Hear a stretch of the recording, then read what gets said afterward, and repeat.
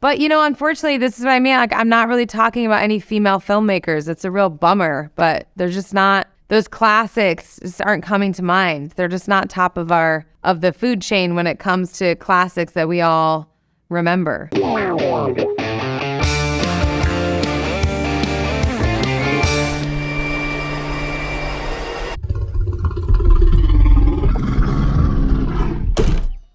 Beth, we should go.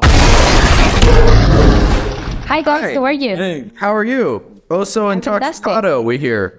Hi Elizabeth, how are you? I'm great, how are you? I'm fantastic, thank you very much for talking to me today. I wanted to tell you that Cocaine Bear really scared me as an entity, more than creatures like Chucky or Freddy Krueger or even Michael Myers. You really managed to make her a threat. So I wanted to know, what did you enjoy the most of filming all of these gory scenes regarding the deaths of the creature that creature had in the movie? Oh man, I mean, every aspect of that stuff I enjoyed. I liked even figuring out how much blood we were gonna use and working with the prosthetics teams to come up with the limbs and things that get ripped off and thrown around. I found it to be just joyfully fun to play in that space. I think that, ultimately, anytime you make a horror movie, the scary thing in the movie has to represent like a real fear in the world, and for me, Cocaine Bear was a metaphor for just chaos. We were in the pandemic and I was living in California. There were fires everywhere. The sky was orange, like right after I read the script. And so to me, all of the stuff that you're talking about,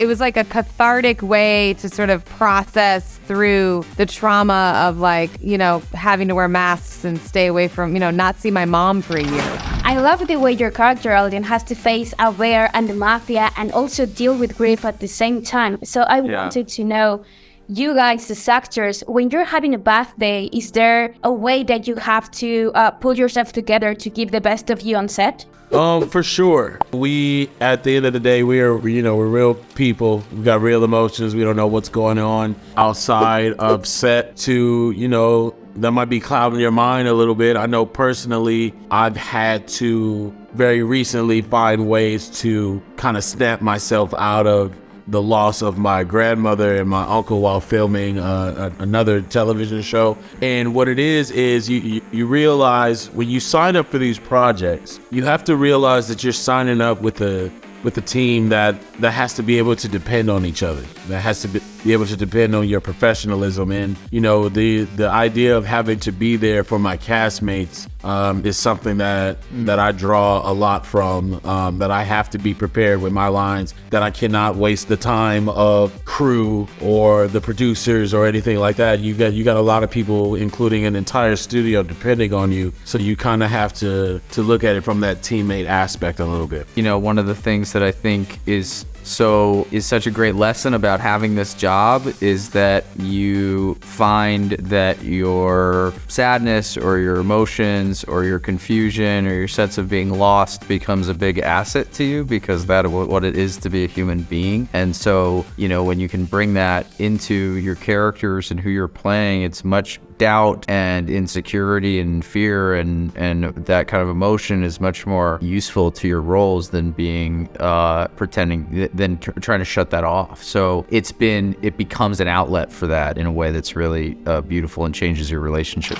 I wanted to thank you because I think Cocaine Bear is a way to prove in a majestic form that there's no movie genre that women directors cannot take on. So congratulations on that. And I wanted to ask you, are there any particular references or directors or any other elements from pop culture and cinema that have shaped you as a filmmaker?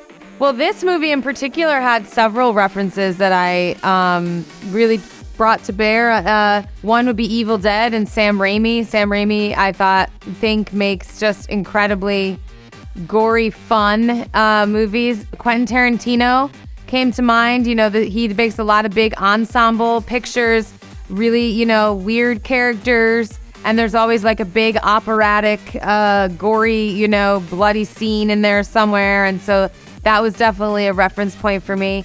Jurassic Park was a huge reference to me because unlike Jaws or some of the, like a Cujo or Animal Attack movies, I really felt like bears are inherently cuddly. They're not inherently scary, but what they are is they're sort of awe-inspiring. It's really wonderful to see a bear in real life until you realize that it's an apex predator and you probably need to run. You know, your instinct kicks in. And so I thought that was very much like Jurassic Park. They turned the wonder of seeing a dinosaur into terror when they realized the dinosaur could eat them. So that was a great reference point for me. And then, you know, the movies of the 80s, we looked at Stand By Me. That movie really affected how I approached the kids in the film. You know, it was a great reference for me for how the children interact with the adult themes and sort of how they lose their innocence over the course of the movie. I made the kids watch that before we all shot together. So movies of the 80s, John Carpenter is in there too. But, you know, unfortunately, this is what I mean. Like, I'm not really talking about any female filmmakers. It's a real bummer, but they're just not.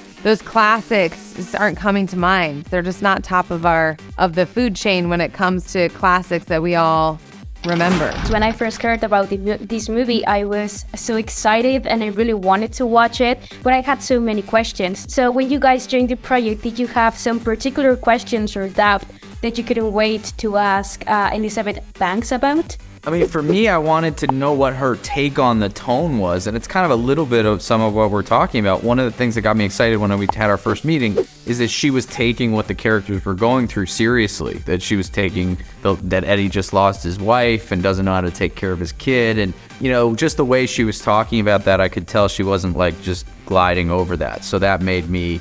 That was when I knew for sure I wanted to do it. And I think at the beginning we were like, I can't believe this is based on a true story. However, once you think it, weirder things happen in the world every day. Was there ever a particular thing that happened in your life, a story that you heard that you said, this would be a great movie? Oh, man.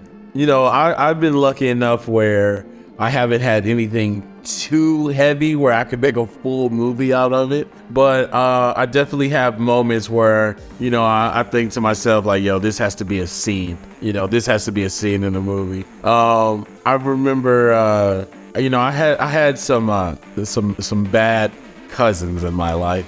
And, you know, their mom used to say if they ever got kidnapped, that the kidnappers would bring them back. And I'm like in the process of writing a whole movie about that concept right now. So I'll give you that one. That's great. That's cool. Thank you so much for having me and congratulations on the movie. You guys are great. Thank you. Thank you. Nice to meet you. I read Cocaine Bear is going to be a classic, and congratulations on the movie. I really enjoyed it. I really don't know what I was expecting, but I had a great time watching it. So thank you for talking to me today. Great. Thank you.